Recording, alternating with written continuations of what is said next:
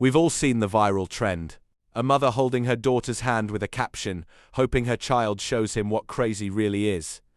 To some future boy, she labels a loser-ass son. On the surface, it's marketed as protective girl power, but when you look at the data, this isn't empowerment.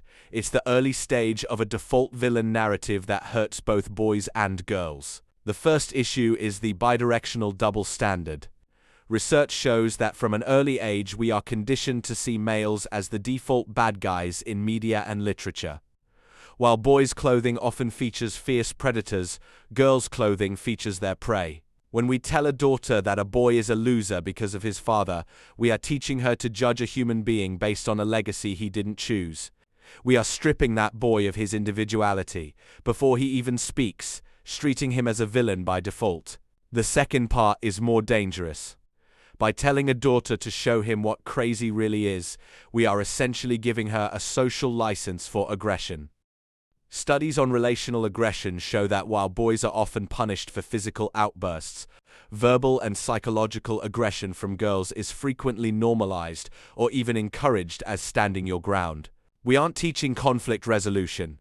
We're teaching deviancy training, where aggressive responses are modeled and reinforced by the parent. The video frames this crazy behavior as a defensive response to a boy calling her names.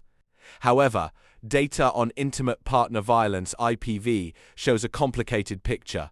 Large-scale studies have found that, while men are more likely to use physical force to exert control, women are significantly more likely to cite self-defense as a motive even in non-physical verbal escalations. By raising a girl to be crazy as a first strike, we are creating a generation that views aggression as defense.